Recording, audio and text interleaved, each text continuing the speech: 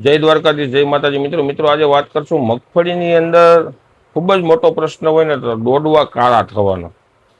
હવે ઘણા ખેડૂત મિત્રોને આપણે મેસેજ આવે છે અને ફોન પણ આવે છે કે હિતેશભાઈ, દોડવા કાળા થાય છે તો એનું નિવારણ શું કરવું? તો એના માટેનો આપણે બેસ્ટ વિડીયો બનાવીએ છીએ, જેથી કરી વિડીયોને અંત સુધી જોયો, જેથી કરી તમને ક્યાંક ને ક્યાંક સારો એવો ફાયદો થાય અને એનું આપણે નિવારણ કેમ કરવું ને સારી રીતે, અને એનું કારણ શું છે, આ બે વસ્તુ આપણે આજે સમજવાની છે.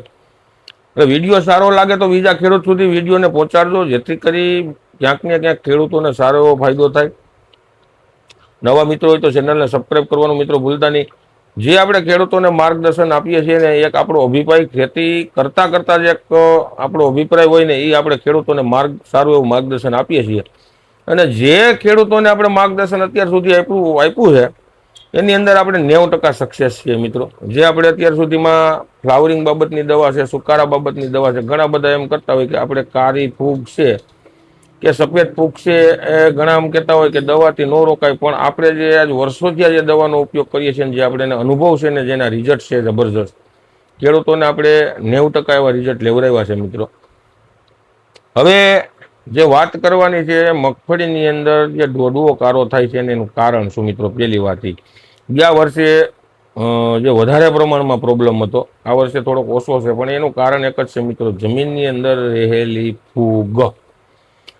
જે ઘણા બધા ગયા વર્ષે કહેતા હતા કેલ્શિયમની ખામી. મિત્રો, કેલ્શિયમની ખામીથી જે તમારો દોડવો છે ને, જે કાળો થાય અને કાળો થઈને જે બગડી જાય છે અને આખો હળી જાય છે, તો કેલ્શિયમની ખામીથી એટલો બધો પ્રોબ્લેમ થતો નથી. કેલ્શિયમની ખામીથી કદાચ દોડવાની અંદર સામાન્ય ડાઘા થતા હોય છે અને ટૂંકમાં બગડવાનો પ્રશ્ન ખૂબ ઓછો થાય છે, અને જનરલ સામાન્ય થોડા જાજુ હોય છે મિત્રો. અને એ કેલ્શિયમની ખામી છોડને માઇક્રોની અંદર જરૂર પડે છે.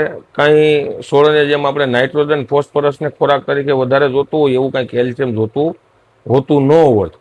અને એમાંય આપણે કેલ્શિયમ બેઝ ઉપર અત્યારે ઘણા બધા ખાતરો આપણે વાપરીએ છીએ, છતાં પણ જો કેલ્શિયમ વાપરેલું હોય, છતાં પણ જો આ પ્રોબ્લેમ હોય તો પણ મિત્રો ખરેખર ખાસ જે ટૂંકમાં જેને ફૂગ કહેવામાં આવે છે, આપણે જેમ મગફળીની અંદર કાળી ફૂગ આવે, કાળી ફૂગ આવ્યા પછી છોડવો આપણો જેમ સુકાતો હોય, એમ આપણા દોડવાની અંદર જમીનમાં રહેલી ફૂગ, અનેક પ્રકારની જમીનમાં ફૂગો આવેલી છે મિત્રો. જે ફૂગ જ ખરેખર સતત ભેજને હિસાબે, પછી કોઈ એવું આપણે ઉનાળુ પિત્ત વાવેતર કરેલું હોય, જમીનના અલગ અલગ પ્રકારો હોય, ઘણી વસ્તુથી ટૂંકમાં ફૂગ ડેવલપ થતી હોય છે. વરસાદ થયા પછી જ્યારે વાતાવરણ ટૂંકમાં તડકો ને ગરમી પડતા હોય છે, તડકો લાગે ને વરસાદ થાય પછી મિત્રો આ પ્રોબ્લેમ ચાલુ થતો હોય છે.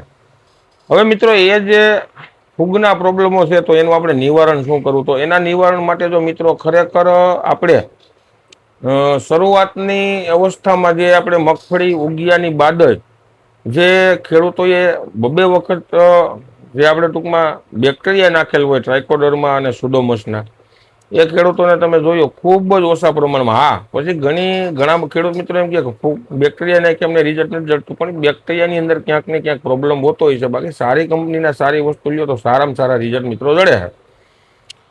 આપણે ઘણા બધા બેક્ટેરિયા બાબતના વિડીયો મૂકેલા છે, કેવી કંપનીના વાપરવા. ખરેખર મિત્રો, તમે જે ટૂંકમાં સાલુશીલા કંપનીના આપણે ઘણી વખત વાપરતો હોય તો આપણે એને રિઝલ્ટ જડતું નથી. પછી બેક્ટેરિયામાં ઘણી બધા પ્રકારના આવતા હોય છે. હવે જે બેક્ટેરિયા વાપરેલો હોય તો ઘણો બધો ફાયદો થાય છે. બીજા નંબરમાં ફૂગ, જો સારામાં સારી વસ્તુ હોય મિત્રો, તો ઉપરથી છંટકાવ કરવા માટે જે આપણે ક્રુમાસીન, આપણે ઘણા બધા અનેક વિડીયો મૂકેલા છે. ક્રુમાસીન અને 22 આ બે વસ્તુ તમારે ભેગી કરી અને છંટકાવ કરવાનો છે. ક્રુમાસીન 10 ml કે પર પંપે 10 ml નાખવાનું, એનું ફરજિયાત દ્રાવણ કરવાનું. પર પંપે 25 ગ્રામ જેટલું 22 વાપરવાનું છે, 20 થી 25 ગ્રામ. જે તમને દોડવા કાળા થાય છે એની અંદર ખૂબ જ સારો એવો, ખૂબ જ એટલે તમને 90% ઉપર રિઝલ્ટ સારામાં સારું આવશે. જે દોડવો તમારો કદાચ અડધો કારો થઈ ગયો હોય છે, અડધો હળી ગયો હોય છે ને અડધો જીવતો હોય છે ને, તો ત્યાં સુધીની હું તમને કહું છું કે અડધો તમારો જીવતો રાખી દે. અને જે નવો દોડવો છે કે જેની અંદર હજી ફૂગ લાગી નથી પણ લાગવાની હોય, એવા દોડવાની અંદર ફૂગ લાગવા નહીં દે મિત્રો. પછી જે ટૂંકમાં અત્યારે કોઈને ફૂગ લાગી જ ન હોય અને જેને ટૂંકમાં તે પછીની જે ત્રીજા નંબર ઉપર જો વાત કરું તો સારું એવું ફૂગનાશક, દાખલા તરીકે જે તમે એઝોક્સ્ટ્રાબિન અને ડાયફોકોનાઝોલ, આ વસ્તુનો તમે ઉપયોગ કરશો, જેની અંદર આપણે એમિસ્ટા ટોપ છે, ગોડીવા સુપર ધાનુકા કંપનીનું આ વસ્તુ સારી આવે છે. પછી એમાં સ્ટાન્ડર્ડ કંપનીમાં તમે કોઈ પણ લઈ શકો છો. આનો તમે પર પંપે 20 ml નાખી અને ઘાટ એવો વિગે 3 પંપ ઉતારી એને સ્પ્રે કરજો તો તમને ઘણો બધો ફાયદો થાય. પછી એક ધાનુકા કંપનીનું લસ્ટર, જેની અંદર કાર્બનજીઝમ અને જોલવાળું ગ્રુપ મિત્રો, આ 2 વસ્તુ ટૂંકમાં આવે છે. અને DSC ટેકનોલોજી, જે ટેકનોલોજી એની સારામાં સારી છે. એ વસ્તુ તમને સફેદ ફૂગ છે, પછી આજે દોડવા બગડવાનો પ્રશ્ન છે, એની અંદર તમને ખૂબ જ સારામાં સારું મિત્રો રિઝલ્ટ જળશે.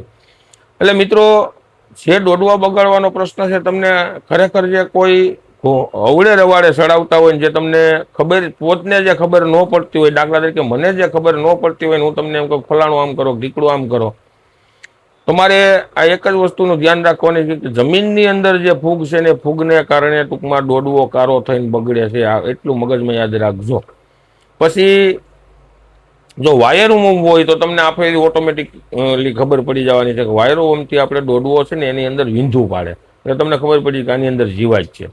પણ આ જે દોડવો કારો થઈ અને બગડવાનો પ્રશ્ન એ જમીનમાં રહેલ ફૂગના કારણો છે મિત્રો. એટલે મારા નંબર પણ જો આપ્યા છે મિત્રો, વધારે માહિતી માટે ફોન કરી અને માહિતી લઈ શકો છો. સવારના 9 થી સાંજના 5 વાગ્યા સુધી. કોઈને ક્રુમાસીન મગાવવું હોય તો કુરિયર દ્વારા મગાવી પણ શકો છો મિત્રો. તો અવનવા વિડીયો જોતા રહીજો. જય જવાન, જય કિસાન.